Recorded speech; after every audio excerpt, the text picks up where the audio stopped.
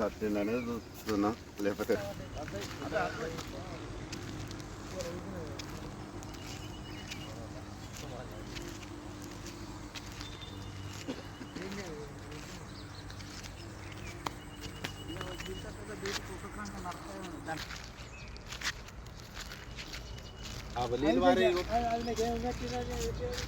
అవి సన్నపర్లే గాడి బొందాల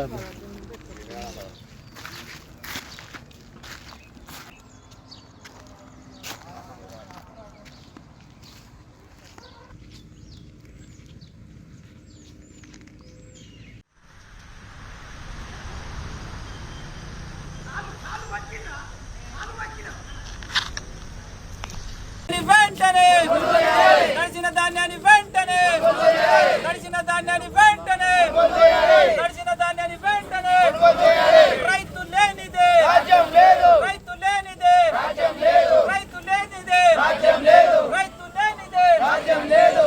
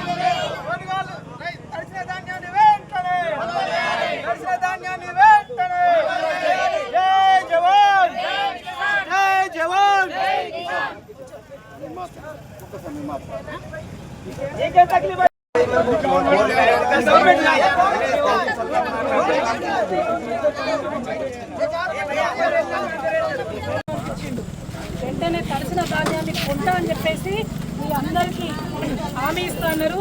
మళ్ళీ కొనకపోతే మళ్ళీ చాలా ఎవరో ఒకసారి మాట్లాడతారట. మాత్రం వీళ్ళకి హామీ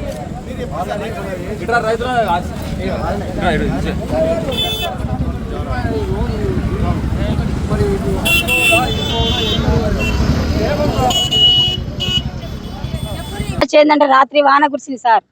వాన కురిస్తే మాది అడ్లన్నీ తడిచినాయి.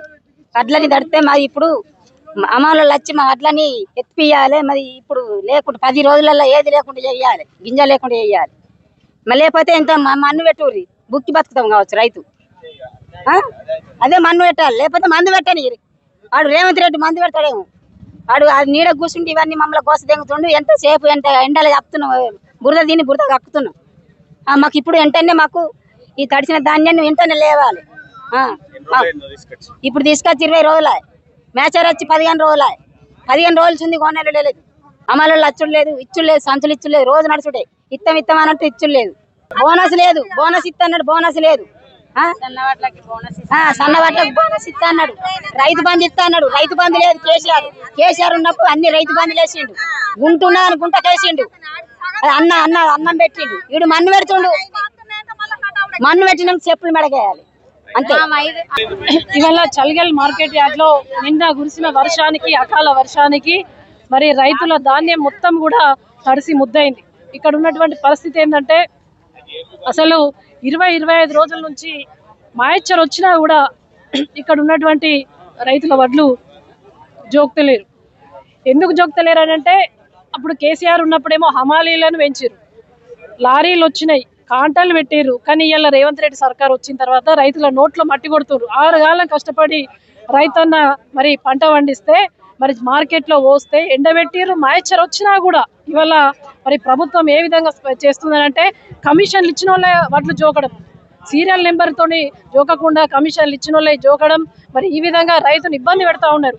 మరి 20 రోజులు మాయచ్చర్ వచ్చినప్పుడు వెంట మరి వరుస క్రమంగా జోకాలి కాబట్టి వీళ్ళు జోకకుండా ఉంటే ఇలా మళ్ళీ వర్షం పడితే తడిసి ముద్దయినాయి. మళ్ళీ వాళ్ళ అధికారులతో మాట్లాడితే తడిసిన ధాన్యం కొనాలి అని అంటే తడిసిన ధాన్యం ఎట్లా కొంటారు అని చెప్పేసి మాట్లాడుతూ ఉంటే మీరు కూడా తడిసిన ధాన్యాన్ని వెంటనే కొనుగోలు చేయాలని చెప్పేసి డిమాండ్ చేస్తున్నాం. హమాలీల సంఖ్య పెంచాలి, లారీలను పెంచాలి, అదేవిధంగా కాంటాలు పెంచి ఇక్కడ ఉన్నటువంటి రైతులందరూ కూడా ఆరుగాలం కష్టపడితేనే మనం అందరం అన్నం తింటున్నాం. కాబట్టి రైతు పక్షాన ఒకసారి ఆలోచించండి. ఒక్క సమీక్ష కూడా పెట్టలేదు రైతుల పక్షాన. అప్పుడు